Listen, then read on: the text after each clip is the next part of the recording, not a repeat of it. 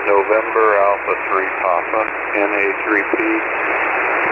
And we've talked before, but I have a new setup here on this ICOM 9100 driving a Mercury Lux amplifier. Over. Hey, roger that. Where are you located, sir? Where are you located, sir? I'm located in Culpeper, Virginia. Over. Roger that. And what's the name there? Roger that. And what's the name there? My name is Dick, Delta India Charlie Kilo, short for Richard. Over. Hey, Roger, Dick. And tell you what, buddy, why don't you give me about 10 seconds or so? Tell me about your antenna system. Let me look around and see if I can find us a better path. Okay,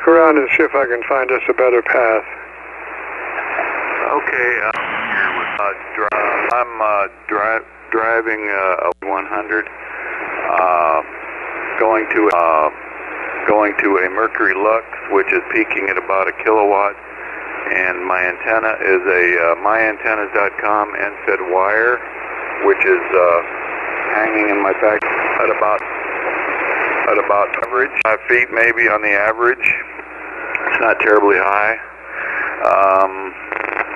Let's see, I don't know what SDR would be best for you there at this time of day, but hopefully you can hear me okay. Back to you, KC9VKV from NA3P. Roger, Dick. I'm using the Milford PA SDR, and you're just about 30 over. Roger. PA SDR, and you're just about 30 over. Roger. Yeah, that one up in Pennsylvania is usually pretty good. I listen to it quite often. I'll tell you, about a week ago when I got this Mercury Lux, I had some problems with not only my audio, but I was getting a little RFI, but I put toroids and snap-on ferrite beads on everything coming and going from the radio to the linear, and my grounding system has been pretty good. I've never had any RFI problems. The audio, I've been jerking it around back and forth, but I think it's okay now. But I've got 3 out of 10 on the compression. I'm not the ELC is not bouncing up much more than 2/3. Transmit bandwidth is 100 to 2900. The only thing I can really change on this thing is the bass and treble. I'm running a straight SM30 mic with the high cutoff switch not engaged, so it's picking up the full audio. So back to you. Over. Roger. Just sounds beautiful. Now, I would just suggest that you take a look at your radio and make sure that the bandpass is 100 to 2900. That will allow that transmitter to be all that it can be. So it wants to be in the 100 to 2900 transmit band width. Roger? To 2900 transmit band width. Roger? Oh, yes, it is. I checked already. That's what it said at. Over. Yes, sir. It sounds just beautiful, and I figured it was. But, it's always good to just verify that, because it'd be a shame to do everything and then be restricted by some internal filter that say, and run that for 3 years and say, why did I do that? And run that for 3 years and say, why did I do that? There was a point where I had my radios completely screwed up for quite a few years, and then I think it was about 3 or 4 years ago, somebody said, hey, check this, check that. I said, check what? How do you do that? I ran my radios really messed up for many years before somebody finally clicked the light bulb on for me. Over. Roger, so you're just crystal clear. You're running a KW. Is that a truck or car or what? Crystal clear. You're running a KW. Is that a truck or car or what? No, we're sitting here. Oh, the noise in the background is a generator. We're on generator power. If you're hearing that thing in the background, we are on generator power.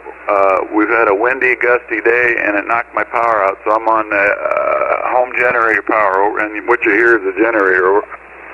Wow, wow. What kind of generator? How much power that generator putting out, sir? Wow, wow. What kind of generator? How much power that generator putting out, sir? 12,000 watts for a peak. It can peak for short periods at 15 kilowatts, but it's pretty beefy. It can run almost the whole house except for my heat and air conditioning system over. Wow, I would imagine so. That's a lot of kilowatts there. I think we're trying to figure out what those usually Conrack whole house systems, how many watts they run. Whole house systems, how many watts they run? Well, I don't have a Generac. This one here has wheels, and it's kind of a portable one, but it's a big, heavy-duty portable one. The Generac, I've seen a lot of those go 21 kilowatts, 21 to 30 kilowatts, some of them. In a perfect world, I would have a Generac, but I don't. Generacs, they want you to feed them with propane, and we have no gas here. We have no natural gas or anything. But in a perfect world, I'd like to have a Generac, but we went cheap. We got a big Westinghouse portable generator, but it's about as big as you can get for a portable generator. Yes, sir, and it's portable on whose back? And just a question now, how does it start? I'm assuming it's electric start, Roger. It's not something you're going to pull start, Roger? It's electric start, Roger. It's not something you're going to pull start, Roger. No. It's no pull handle on it. It's got a small battery, and it's got a small lead acid battery about the same size you'd see on a large lawn tractor, and you just push a little button and it starts. Or it's even got a remote. You can push your remote and it'll start. But yeah, it's just push the button, it starts. Push the button, it stops. Over.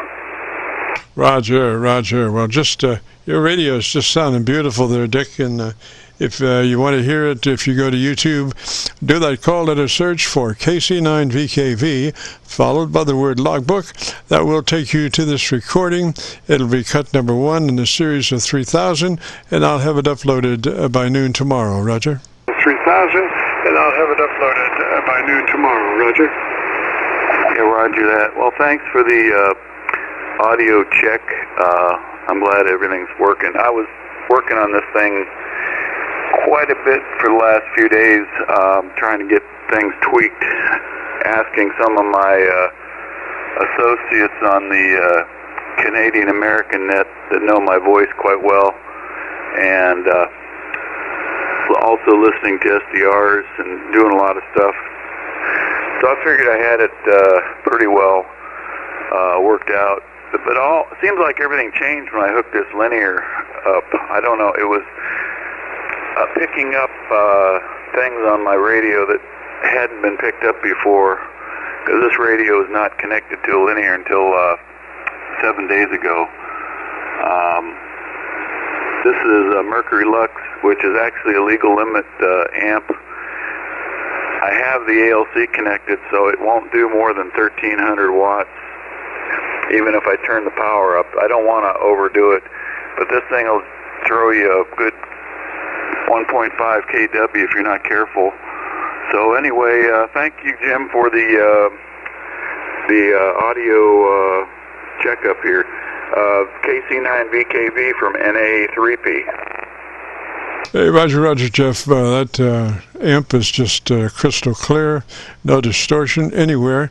And, I use a test just to see how close I am to problems. And it's just a thing that if I've got some headroom in my audio system, like a 10 dB headroom that I'm padded down from or turned down from, I'll just turn the mic up all the way and see what takes off.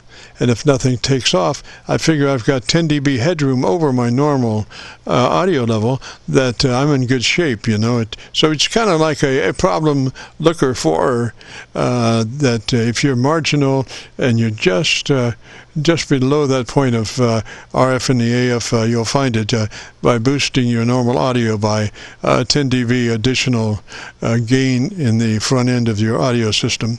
That's just a real quick test, but you're just so clean. I think you would be able to pass that test just absolutely. It's just really one of the cleanest audios that I've heard, and I think you'll love your recording. So you have a good afternoon, sir, and a great weekend, and if you get a chance, join us next Friday.